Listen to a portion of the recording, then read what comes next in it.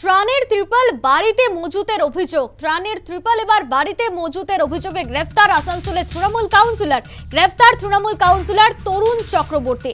তোলাবাজি, অবৈধ বালি কারবারের অভিযোগ রয়েছে এই তৃণমূল কাউন্সিলরের বিরুদ্ধে। সরকার পালাবদলের পর থেকেই আমরা দেখছি যে জেলায় জেলায় কিন্তু গ্রেফতার করা হচ্ছে একাধিক অভিযোগকে সামনে রেখে। তৃণমূল কাউন্সিলর থেকে শুরু করে বিধায়ক, প্রাক্তন বিধায়ক এবং তৃণমূল কর্মী সমর্থকদের এবার সরকারি ত্রাণের ত্রিপল বাড়িতে মজুতের অভিযোগে গ্রেফতার করা হলো আসানসোলের তৃণমূল কাউন্সিলরকে। গ্রেফতার তৃণমূল কাউন্সিলর তরুণ চক্রবর্তী। এছাড়াও তোলাবাজি এবং অবৈধ বালি কারবারেরও অভিযোগ রয়েছে এই তৃণমূল কাউন্সিলর তরুণ চক্রবর্তীর বিরুদ্ধে। আসানসোলের তৃণমূল কাউন্সিলরকে এবার গ্রেফতার করা হয়েছে। গ্রেফতার করলো পুলিশ। ত্রাণের ত্রিপল বাড়িতে মজুতের অভিযোগ রয়েছে তার বিরুদ্ধে, তারই পাশাপাশি তোলাবাজি এবং অবৈধ বালি কারবারের অভিযোগ। ফোনে রয়েছে প্রতিনিধি বিশ্বজিৎ ঘোষ। বিশ্বজিৎ, ত্রাণের ত্রিপল বাড়িতে মজুতের অভিযোগ তৃণমূল কাউন্সিলরের বিরুদ্ধে, পাশাপাশি আরো একাধিক অভিযোগ রয়েছে এই কাউন্সিলরের বিরুদ্ধে, ঠিক কি জানা যাচ্ছে?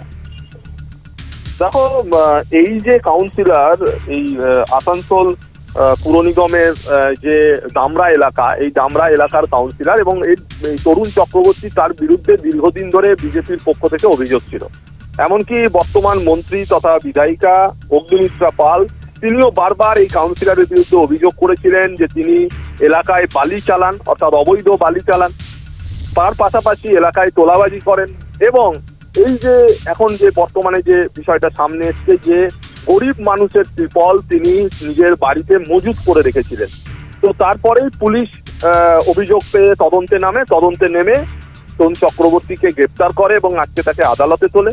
তাকে নিজেদের হেফাজতে নিয়ে আরো জিজ্ঞাসাবাদ করে যে সমস্ত অভিযোগ এসছে তার ভিত্তিতে পুলিশ তদন্ত এগিয়ে নিয়ে যাবে বলে জানিয়েছে। এবং এই প্রথম আসানসোল পুর নিগমের অন্তর্গত কোনো কাউন্সিলর, তৃণমূল কাউন্সিলর, এই বিজেপি সরকার আসার পরে গ্রেপ্তার হলেন। এবং স্বাভাবিকভাবেই রাজনৈতিক মহলে একটা চাঞ্চল্য তৈরি হয়েছে। তৃণমূল কংগ্রেসের দাবি হচ্ছে প্রতিহিংসা বশত এই ধরনের গ্রেপ্তারি হচ্ছে, বর্তমান বিজেপি সরকার করছে।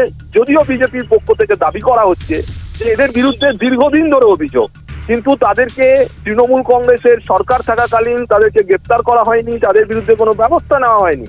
আজকে সঠিকভাবে এই তোলাবাজদের বিরুদ্ধে ব্যবস্থা নিচ্ছে পুলিশ এবং আইনগতভাবে যা যা ব্যবস্থা নেওয়ার সেগুলি নেওয়া হবে বলে তারা জানাচ্ছে। ধন্যবাদ বিশ্বজিৎ।